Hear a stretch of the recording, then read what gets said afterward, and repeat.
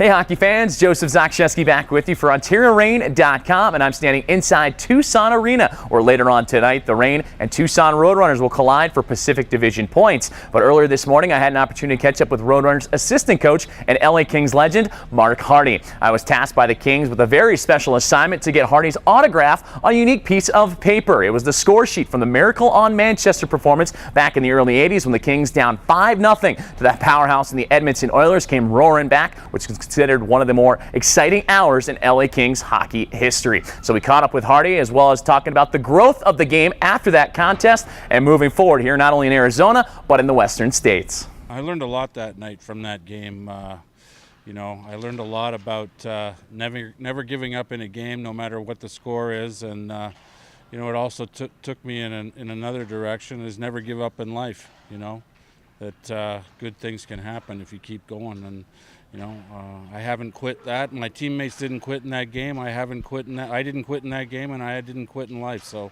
things are going well.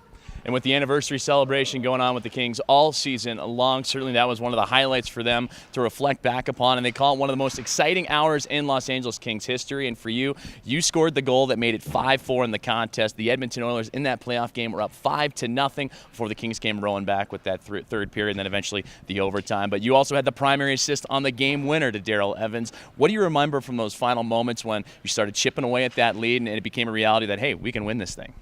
Wow, it was just an unbelievable feeling. I mean, the hatred that went on between the two teams was astronomical. I mean, we wanted to beat them so bad, and when we were down 5-0, we didn't know what was going to happen, but we pecked away. I remember Jay Wells getting the first goal there, and actually in the second period, right before the second period ended, he had a huge hit on Dave Semenko and put him right through the board. So, that gave us some energy and got us going. And just the way that things planned out, where things were hitting our skates in front of our net, and Mario was making some timely saves at the end, but they took a 5-minute major and we got a couple of goals off of that. So it was just one of the best feelings I've ever had in my life. And I still remember off that face-off, Darrell Evans scoring that goal and it going top shelf. It was just the sweetest feeling I've ever seen. And to watch him go as we were chasing him down the ice to try and catch him before he could get to the end of the boards.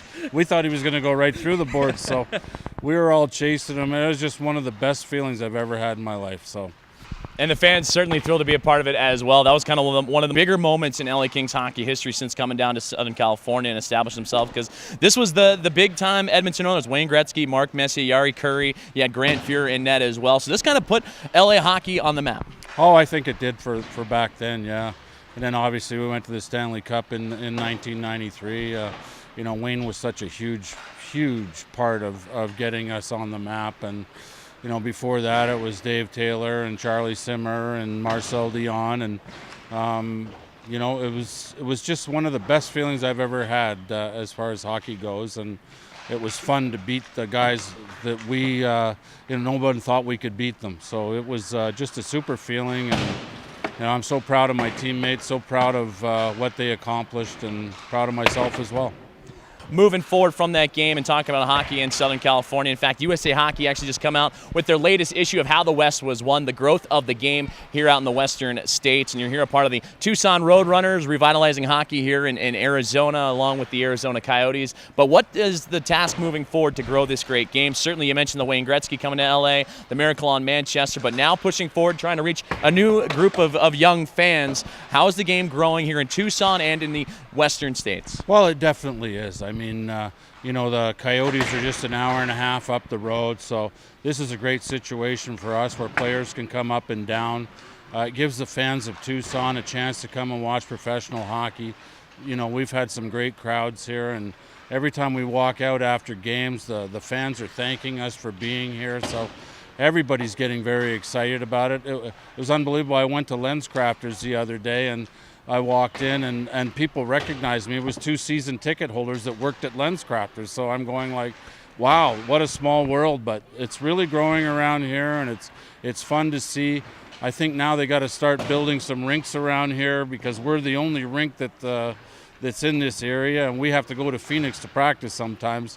So You know, I think you can really see it growing in all the western states. Obviously, Gretzky had a big part of that, and the Ducks and the Kings and San Jose, and I mean, it's just a great hockey bed now for young kids to be able to watch and learn the great game of hockey. Well, Mark, I really appreciate your time. Thank you for sharing those memories of the Miracle on Manchester, and enjoy your time here in Tucson, and thanks for growing the game out here at West. Thank you. Appreciate it very much. Thanks.